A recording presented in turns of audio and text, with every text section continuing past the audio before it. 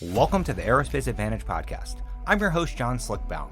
Here on the Aerospace Advantage, we speak with leaders in the DoD, industry, and other subject matter experts to explore the intersection of strategy, operational concepts, technology, and policy when it comes to air and space power. So if you like learning about aerospace power, you are in the right place. To our regular listeners, welcome back. And if it's your first time here, thank you so much for joining us. As a reminder, if you like what you're hearing today, do us a favor and follow our show. Please give us a like and leave a comment so that we can keep charting the trajectories that matter to you most. This week, we have our own Tim Ryan, who is a senior fellow with our Space Power Center of Excellence, and Doug Birkey, Mitchell's executive director, to discuss Mitchell's latest report, The Indispensable Domain, the critical role of space in JADC2. And Tim was the author of this effort and really been making a lot of news in DC and beyond. And I think the reason for this is simple. Everyone talks about JADC2 in really sweeping terms, but Tim actually succeeded in breaking it down into some understandable building blocks. And of course, there are times in development of any new concept when we need to pump the brakes and simply try to get everyone on the same page regarding what we're trying to do as a defense enterprise and think about why it matters. And that's what Tim did when it came to discussing space's role in JADC2. He also pushed pretty aggressively in tackling notions of offensive and defensive space capabilities, something a lot of us know is critical, but many are unwilling to discuss because it makes waves in the current policy world. But here's the deal. If we understand JADC2 is going to be critical and space is a key domain for certain functions, our adversaries get this too, and they are going to hold our space enterprise at risk. In fact, we know they are already doing this, so it's time to get real and start treating space like we do every other domain by considering it offensive and defensive when it comes to principles. And we're not advocating for conflict in space. In fact, quite the opposite. What we believe is holding adversary systems at risk is one of the best ways of deterring hostile action. Failing to impose a penalty for extending conflict into space, an enemy has no reason to hold back. This is deterrence 101 type of stuff, but it seems lost on a lot of people these days, so we are trying to fill the void by bringing some of these sorts of conversations to the public realm. All right, so with that, Tim, thanks so much for joining us today. Hey, thanks so much, Slick. And of course, Doug, always great to have you on the show. Hey, man, great to be here. Thank you. Okay, so Tim, before we jump into the paper, I just want to give you a chance to introduce yourself to the audience. You've been with us since the summer, but this is the first time we've had you on the podcast, so give some folks insight into your background in space operations. Yeah, hey, thanks a lot, Slick. So I retired in 2021 after 28 years in the Air Force. I spent 18 of those in various space assignments. I've operated several weapon systems over that time, from Minuteman III to the SBIRS missile warning satellites. I've got some NRO time and MIL-SATCOM time. Also had the opportunity to be on the Air Force Space Command IG and Joint Staff. I've got the opportunity to go downrange and be on the CENTCOM Director of Space Forces staff during the rise of ISIS. But really, of course, my two biggest highlights were being the Director of Operations at the NRO's Overhead Collection Management Center and being the commander of the largest and, in my opinion, and many others, the greatest space operations squadron, the 4th Space Operations Squadron out in Schriever Space Force Base in Colorado. Awesome. Well, of course, thanks for your service. It's always great to be among veterans and retirees with the experience that you bring to the table. And, it's awesome to see the Mitchell team really grow with this sort of experience. And Doug, I got to have you pitch in here and just ask you directly, why did you and the Mitchell leadership team task Tim with this report right out of the gate? Yeah. When we talk about joint all-domain command and control, I think first it's important to define it. And this is a really key element because it's so technical so fast that it's easy to get lost in the wiring diagram, so to speak, and how the electrons flow and all of that. And what it really comes down to is something as age-old as military combat, going back to the beginning, whenever that occurred. And it's really the notion of how do you get good information to make the best decisions possible with the available forces you have, both to get your job done and stay out of harm's way so you don't get clobbered unintentionally. And so given that kind of opener for what this is in an ultra macro level, this really came to the fold in the late 2010s when China started to pop up on the radar as the major dominating pacing threat for the United States military forces. Prior to that, we were focused very much on operations in Iraq and Afghanistan. And then all of a sudden, we began to take a broader view. And we realized that so many of the investments that we had made to get us through those fights in Iraq and Afghanistan had actually diluted and shrunk the very forces that we needed to dominate against China. And so by that, I mean things like the F-22 or slowing down the F-35 buy rate, certain logistical elements across the board. I can just keep going on this. All the areas that matter today are where we took risk for the last 20 years. And so commanders were left trying to fight war games and everything else with too few of everything. And so it became very, very clear we needed to understand the battle space as best possible to put the available assets we had in the right time and place to best net the desired effect, whether it's getting a bomb on target or executing air superiority, you name it. And we also, like I said earlier, needed to stay out of harm's way. You don't want to run a flight of B-21s right over top of the worst, SAM battery ever invented. Not smart. And so another element there, and this is a bit new and afforded by technology, is this notion of teaming.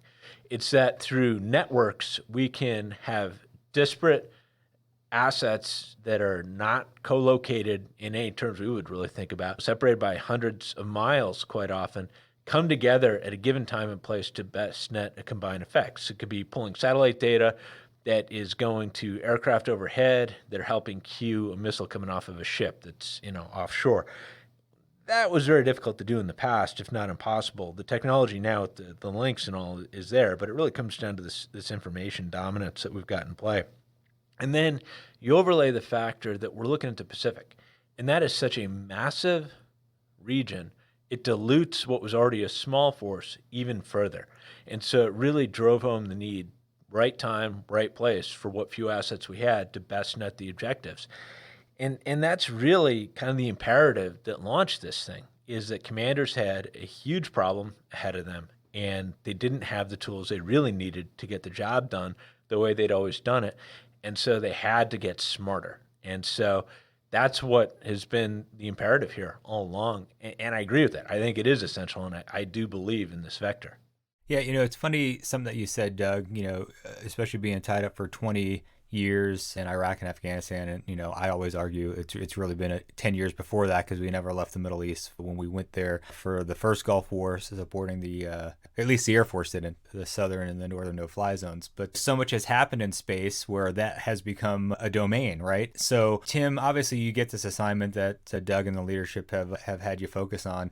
And I imagine writing this paper had to be really daunting. That's a hugely complex vision that the Department of Defense has laid out, and the final answer is far from clear. So how did you get your head around what your research was and ultimately the paper?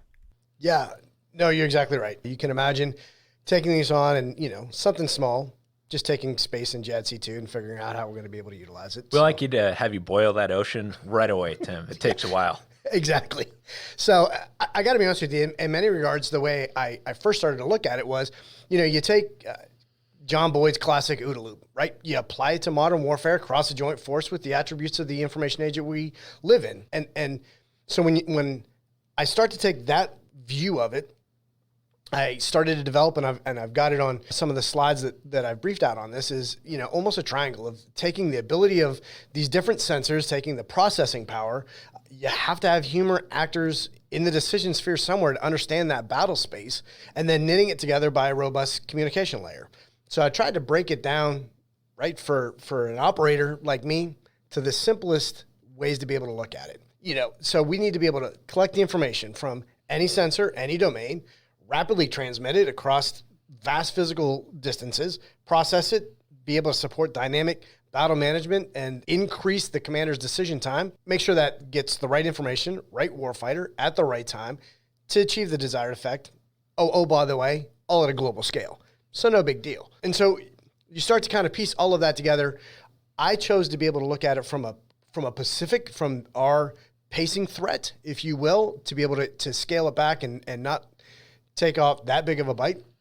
So I took the scale, the scope of the Pacific region, you pair that with the nature of the Chinese threat, and all of a sudden it's pretty clear we need a new generation of sensors to gather the data necessary to be able to empower that smart decision-making that we're talking about. We need to have the processors to be able to turn that into actual decision level information to be able to execute at the right time, right place. The only way you're going to be able to do that, it's got to be underpinned by a resilient, robust layer to transport across that data. Doug kind of just talked about it. Just looking at it from Indo-PACOM, that is enormous. Large swaths of water, 52%, of the Earth's surface. So we've got to be able to get data from the front all the way back to an AOC or another C2 node somewhere in the rear. And to be able to do that at speed and scale, that's the imperative that we start to look at. That is essential if you're going to understand this concept. And it really begins with gathering that data with sensors. And by that, we mean raw data. It has not been turned into actionable information. So it is on that transport layer to the top of the triangle where you really translate that data into decision quality information. And you do that both with human and machine types of skills. And then again, another part of the comm layer, it goes to how do you actually net an effect with it. And so there's command and control involved there, but it also could be a ship or an aircraft or ground forces that are actually executing a mission effect. And so that triangle is all stitched together with those comm links, but those centers of gravity are really important, and it's fundamental to understand. Raw data is not the same as processed, actionable information, and we need to be sure we don't conflate that. Absolutely. And I'll tell you, again, when we start to talk about and looking at it from what does space bring to that, there's also a sensor piece to it, and that includes systems that can penetrate or see or sense deep behind the enemy lines, be able to provide that persistent observation while at the same time the force protection and defense coverage that's going to be needed outside of contested lines as well, and not being able to just do one end or the other that we kind of see with airborne and maritime sensors that we have today. Yeah, no, I couldn't agree more from what both of you said. But Tim, as you know, here at Mitchell, we're a huge fan of history. So were there any examples of past scenarios that help you get your head around your research?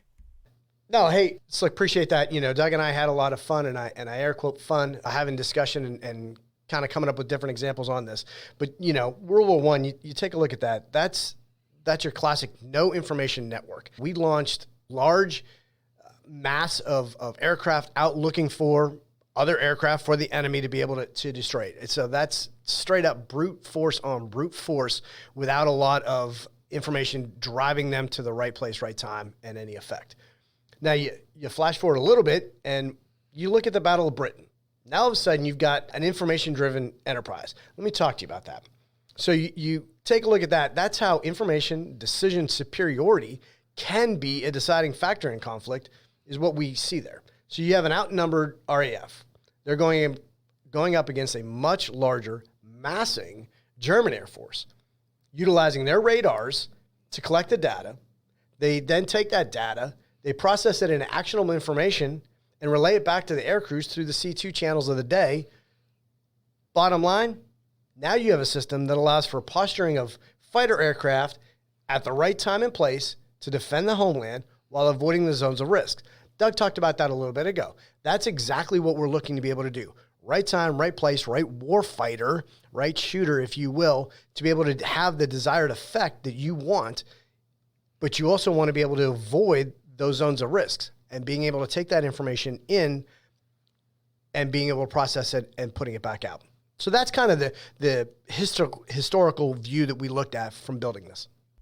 Well, I mean, I definitely can see where you make those connections. So what happens when we bring this forward into the modern era?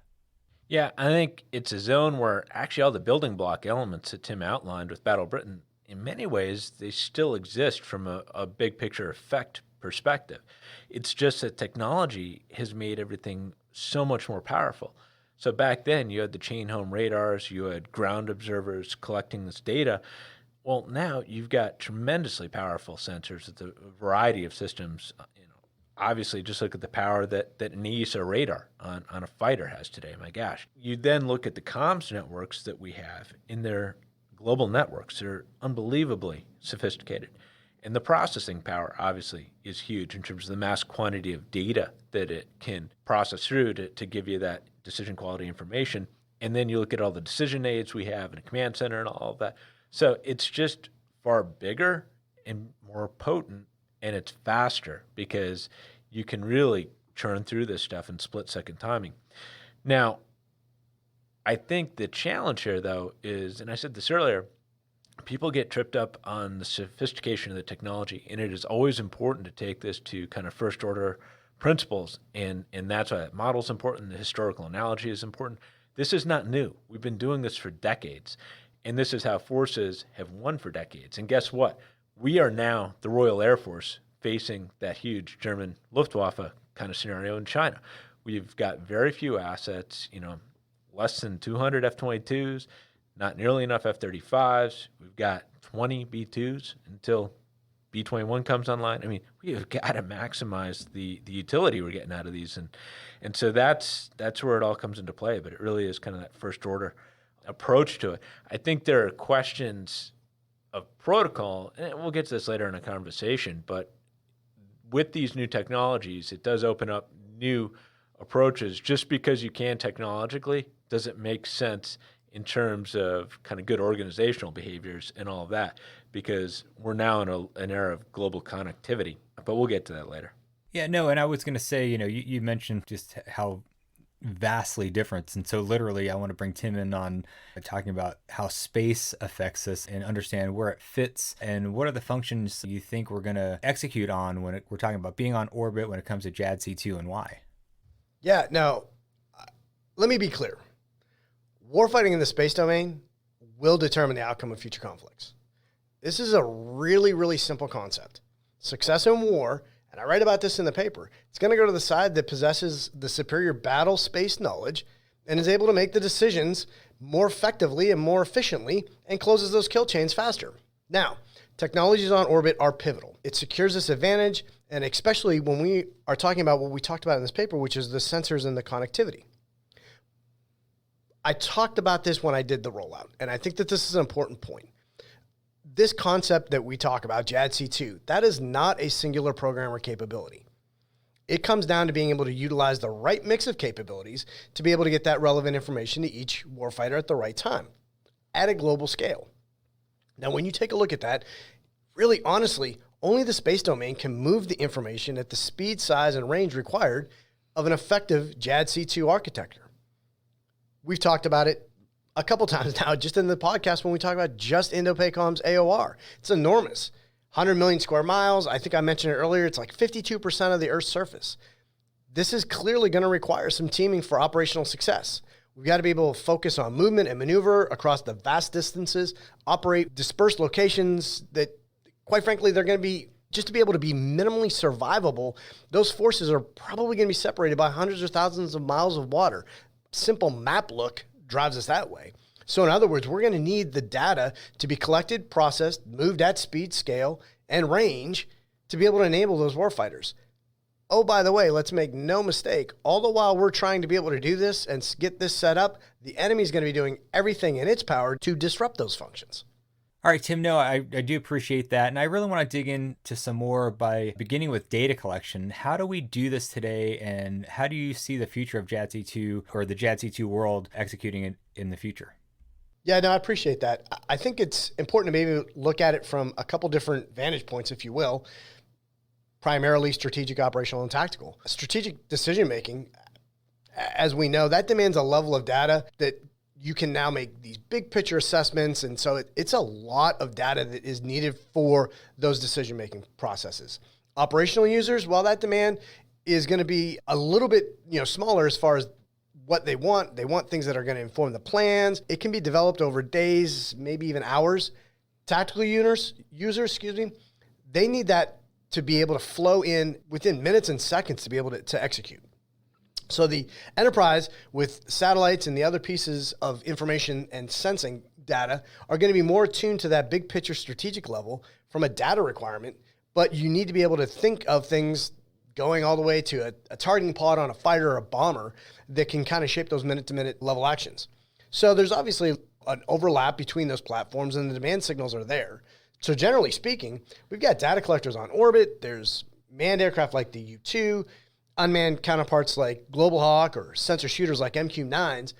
You take that, you combine the sensor and command and control systems at the AWACS or JSTARS platforms, and now all of a sudden you can see how this whole concept works. Now, if you look at that list, it's clear that the current model depends on getting a lot of aircraft over the enemy territory to get the insights we want for all the different users. Let's be honest here. If you put aside the 5th gen F-35s, F-22s, and B-21s, that's really not a solid bet. And again, Doug alluded to this a little bit earlier. Just look at the buys that we've had on those 5th gen aircraft.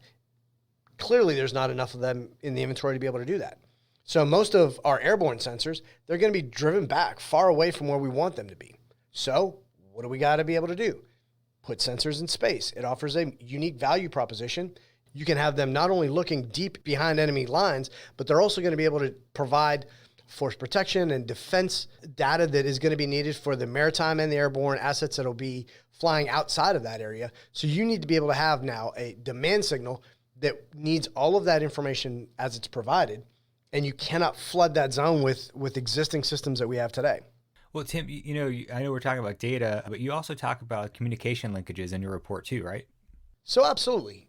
No matter how much the DoD invests in sensors, processing power, C2 centers, or frontline assets, none of it is going to really matter without the ability of robust, rapid, and resilient space-centric communications. Just consider the critical role that the MIL-SATCOM backbone today is providing in support of real-time, remotely piloted aircraft all around the globe. Now, let me be clear. This is not a new mission for the space community, but it instead builds upon decades of experience in this realm. The reality is we have disparate tactical links. Think of a Link 16. And the services are currently working on their disparate pieces of the JADC2. And so you can quickly see that we can become just as disconnected as a 4th gen and 5th gen aircraft trying to talk if we don't have someone or something being able to make sure that all of that is integrated. Now, currently, when we talk about MIL-SATCOM, again, what they're providing today is a Cold War era developed architecture. It's very good at what it does, but it's not going to be able to take on the amount of data over the global range that we're going to need that data transported at the speeds that that data needs to be transported to be operationally relevant. So how do we start to move from what we have in today's MIL-SATCOM world into what tomorrow JADC2 architecture needs to be? Well, the SDA is starting to look at that, the Space Development Agency. They're starting to come up with a proliferated low Earth orbit satellite that's going to integrate all those different tactical networks that we have out there and knit that into a mesh network that they're calling the transport layer. Now, when I talk to the folks over at the SDA, they view the transport layer primarily as an integration problem. The problem being integrating the multiple service efforts into a cohesive whole. Now, this is just going to be version 1. It must evolve to start to enable the ability to send and receive from multiple satellites on multiple frequencies and multiple orbits, both allies, partners, and commercial. Yeah, and I do appreciate that, and especially the rundown, how you're outlining this from a technological perspective. But, as we know, tools are only as good as how we use them. So, Doug, what are your thoughts on how we leverage this? I talked about this earlier, but it's really going to be in the rules of engagement and the protocols in play. We will now, and we already do, live in a world where the senior-most strategic decision maker could reach into the cockpit or a bridge of a ship or anywhere and execute extremely tactical functions because they're connected and they have degrees of situational awareness which will make them think, at least, that they have equal or better information at a given time. They probably don't, but they think they do. And we saw problems with this with remotely piloted aircraft operations in the early 2000s where you literally had a senior general officer trying to talk a guy in an A-10 in for killing a tank, and it was crazy. So it's all about getting the right information to the right actors so that they can execute their appropriate part of their job. And so at the strategic level, it's like, it's defined, they're working strategy, and they're really working the overarching war plan. That demands a certain set of information. They then go down to an operational level of control, and they're making up kind of the day-to-day war plans and all that. That's a different level of information.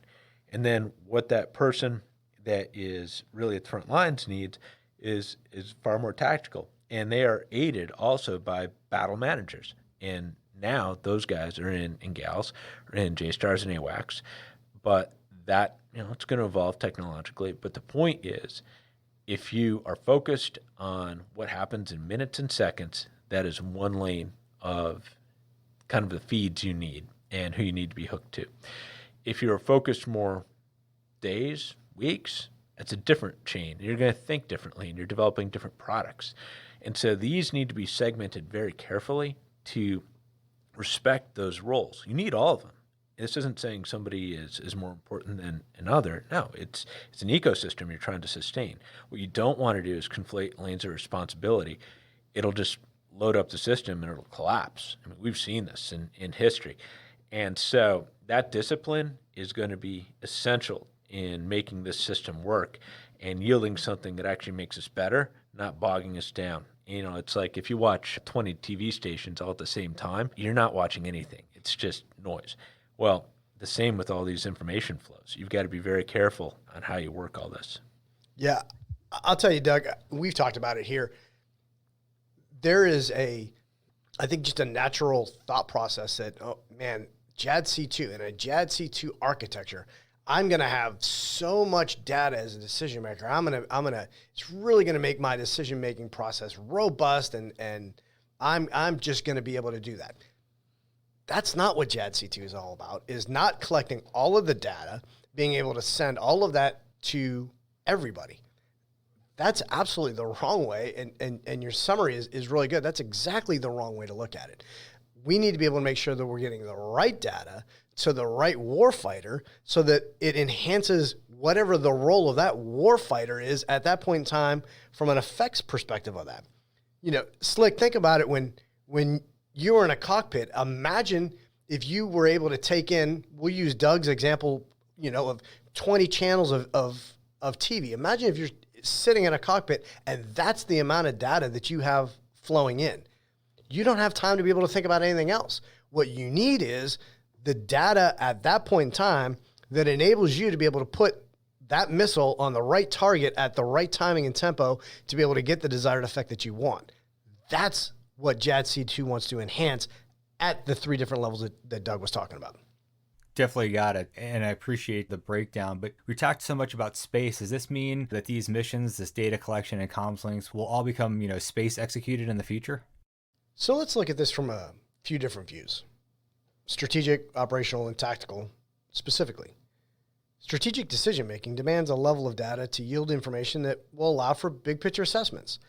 Operational users, they demand data that will yield that information that can inform plans that are developed in days and sometimes hours. Tactical users, they need that flow of information around an hour to minutes to seconds in some instances. So we need to have an enterprise that reflects this with satellites and other assets gathering this information that are going to be more in tuned to the big picture strategic level from the data requirement. But we also have to be able to think all the way down to something like a targeting pod on a fighter or a bomber, shaping those minute and second level actions. There's obviously a lot of overlap between these platforms, but the demand signals are pretty clear. So generally speaking, we have data collectors on orbit. Think manned aircraft like a U-2 or unmanned counterparts like MQ-9s. And then you combine the sensor and command and control systems with AWACS and JSTARS today. Now you can start to see that picture a little bit. Then the mission aircraft, they have their own sensors as well. So if you have to look at that list, it's really clear that a current model depends on getting a lot of aircraft over the enemy territory to get the insights we want for all the levels of war. Now, aside from fifth-gen aircraft like F-35s or F-22s and B-21s, that's really not a solid future bet. Most of our airborne sensors are going to be driven back far from where we want them to collect. So that's going to demand a new path, which is why we think more sensors in space offers a very unique value proposition. If we assume we can flood the zone with existing airborne systems like we had done in the past 20 years, we're going to be sadly mistaken. I talked about it a little bit earlier. We need to be able to have the sensor capability to see not only beyond the enemy's front lines, but deep into their territory, as well as at the same time being able to balance some of the force protection and defense requirements that we're going to need for forces that are outside of those areas. So we have to look at it from a holistic perspective. Tim, I did tee this up in the intro, but I've got to ask you, why is a sound strategy regarding offensive and defensive space so important when it comes to operating the JADC2 functions in space? Yeah, and this is obviously the one piece of the paper that people can latch on and say, oh, look at, now we're going to talk about space weapons and so on and so forth. We know that this is important. Guess what?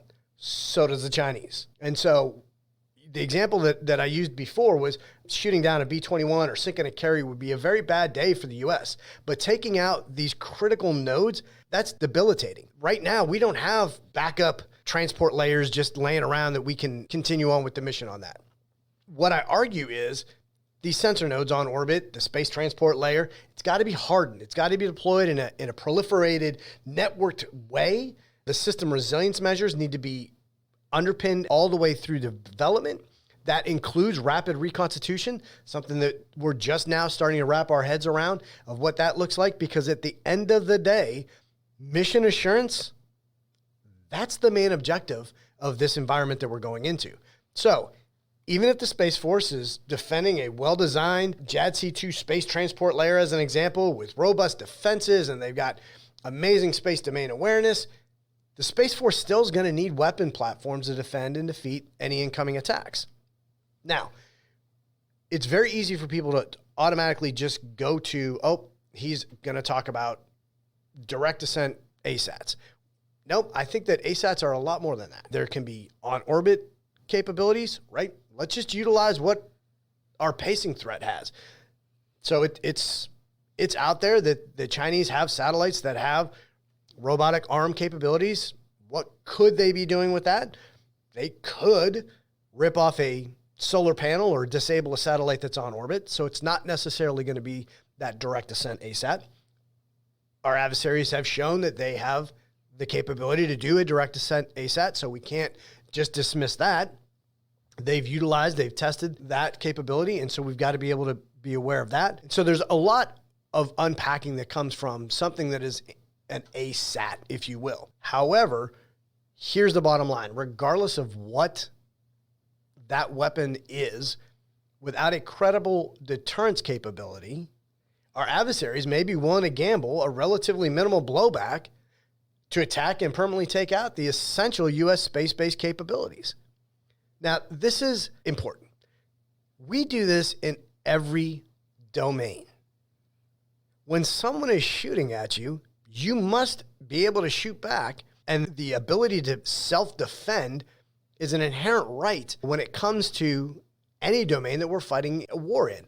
So we've got to be able to get beyond the point of, nope, we're not going to have any offensive weapons, or it's only going to be defensive. We have to look at it from a full spectrum of what we need to be able to defend and, if needed, defeat our adversaries, both on orbit and terrestrial. Again, we talk about this in the paper a little bit, and some of the different discussions that I've had on this. It's not unforeseen that we could see a B-21 taking out a Chinese direct descent ASAT on the ground. If intelligence drives us that way and we can get that level of intelligence, we don't need to wait for that to go on orbit so that we can take care of it. Again, these are things that when we talk about ASAT, that is an all-domain capability as well. I just want to jump in here. I think there's a piece of what Tim is saying that's really important for folks to understand. We didn't want space to go this way towards open conflict, but the adversaries voted for that to occur. So we have to respond. We didn't build battleships that were just up-armored and didn't have the ability to return fire. We didn't have B-17s with ton armor plating and didn't have the ability to shoot back in World War II. I mean, so what Tim said, you have to have the ability to shoot back. It is all about, we don't want warfare to occur in space. The best way to prevent warfare from occurring in space is to hold adversaries' assets at risk such that they're not willing to wager those. And so it deters conflict. That is a good end objective. And if we have to go to war up there, then look, we've got to have viable options. But it's actually all about how do we avoid having outright conflict up there. And that takes a very strong hand of capabilities. And we need to get serious about developing them. I mean, this happened very fast, and we are behind the curve right now. Just for folks that have not listened to previous podcasts where we talk about warfighting in the space domain, right? From Earth to space to space, and space back to Earth. I mean, those are the three kind of main areas that we see this engagement and really put that into the space domain. So, Tim, I just want to ask you, it's super important stuff. Anything else to add in this regard? There sure is. There's one piece that will underpin, especially when we talk about understanding what is happening on orbit in particular, and that is space domain awareness. That's a lot more than just situational awareness. The U.S. Space Command commander calls it the command's top priority. So what is the difference? So we've been tracking, and you hear Space Force leaders continually go out and they talk about the different thousands of items that we're tracking every day that are on orbit, from small bolts to space gloves to you name it that's up there, to all of the junk that the Chinese have left and the Russians have left after doing their direct descent ASATs. So we're tracking all of that stuff. That's space situational awareness. We know where it is. We track it. If there's any change to it, we can update it. And that's very important. If I am a satellite operator, whether I'm commercial or government or military, whatever the case may be, it's important to be able to know that I've got a bolt that's flying close to my satellite. I've got to be able to do something to react to that. Wonderful. Space domain awareness, it's a totally different creature in itself.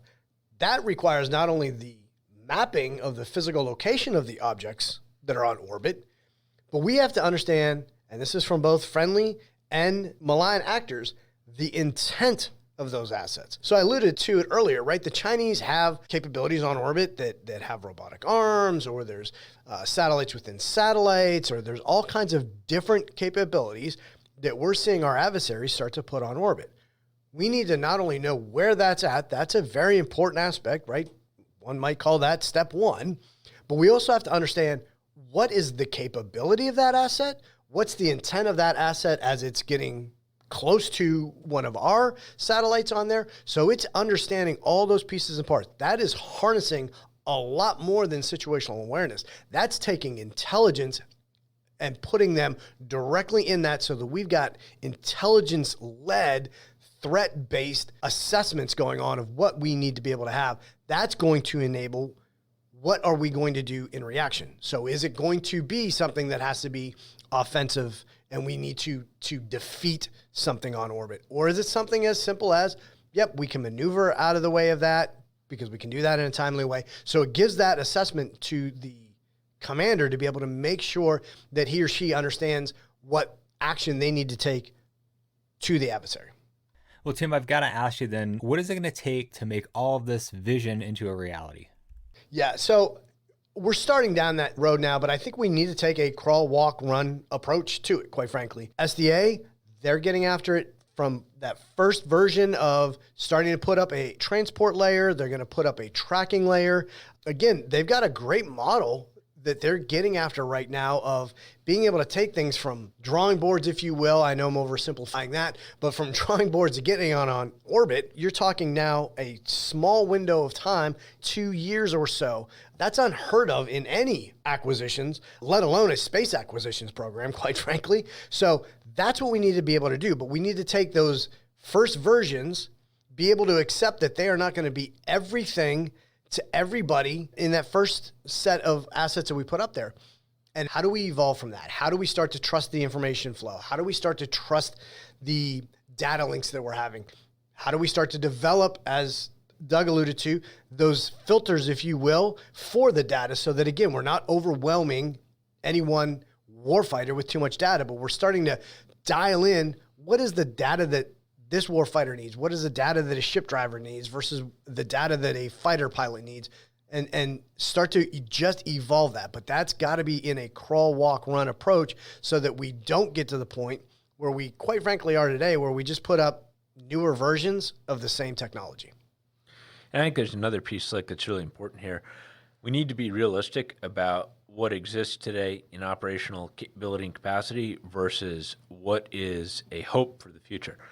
And I think we need to be very careful about not gapping key roles and missions because we believe in the theory of something playing out in future years, but that might leave us high and dry for several years until that becomes operational. And obviously, we know with new military technology, on time, on budget is always a great plan, but does that always come through?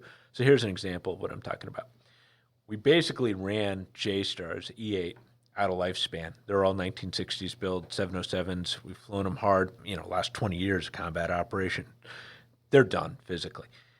We know that we're going to take their mission and migrate it to space, and that is the plan. However, there's a pretty significant multi-year gap between we can have the operational capability to really do that, figure out the entire supporting enterprise, and those airframes literally just sunsetting, and we got nothing. Now, the Air Force is taking a different approach, and that's why you actually see it buying the E7 aircraft, which is to replace the AWACS, which does the airborne sensor and command and control mission, whereas JSTARS is ground-focused. That's one where they're doing a gap filler. And they're basically saying, we think this will all go to space at some point in time. However, we're not quite there yet. Let's get another airborne asset that can execute in a fashion similar to AWACS. It's going to be some better tech, but fundamentally, it's similar in the model. And it's going to gap fill us. And that is very, very important because innovation does not work well at the point of a gun. You've got to allow time to allow learning to occur, allow for some successful failure, so to speak, that we try things, it doesn't work, but we learn from it, and the next version's better. And so immaculate execution, I think, is going to be too high risk. We need to really plan for, like Tim said, crawl, walk, run, which means hold capabilities in place until you know the next thing is there for you. All right, well, here is the big question. How much is all this going to cost? So yes, that great question. A lot. Quite frankly, there's no doubt this is going to be an expensive and complex program. But the opportunity cost of ignoring the threat and the overall impact of U.S. forces and warfighting capabilities is far greater. It's cheaper to do it right the first time because, quite frankly, we're not going to get a second chance at this. We will just lose. That is a great point, and we're at the end of the time block here. But Tim, I just got to say thanks so much, first and foremost, for taking the time to join the Mitchell team and tackle this right on. And Doug, you had mentioned in the beginning of the podcast, first thing that you asked Tim to do is essentially boil the ocean. So the good thing is, obviously, we picked somebody good because he didn't run from the challenge and started answering the hard questions. So Tim, can't say thanks enough for having you here at Mitchell and for the first time on the podcast. Hey, Slick, I greatly appreciate it. I look forward to more of these in the future. Yeah, Doug, thanks again for always being here. I really appreciate it. Take care. With that, I'd like to extend a big thank you to our guests for joining in today's discussion. I'd also like to extend a big thank you to our listeners for your continued support and for tuning in to today's show. If you like what you've heard today, don't forget to hit that like button and follow or subscribe to the Aerospace Advantage. You can also leave a comment to let us know what you think about our show or areas you think we should explore further. As always, you can join in on the conversation by following the Mitchell Institute on Twitter, Instagram, Facebook, or LinkedIn, and you can always find us at mitchellaerospacepower.org. Thanks again for joining us, and we'll see you next time. Stay safe and check 6.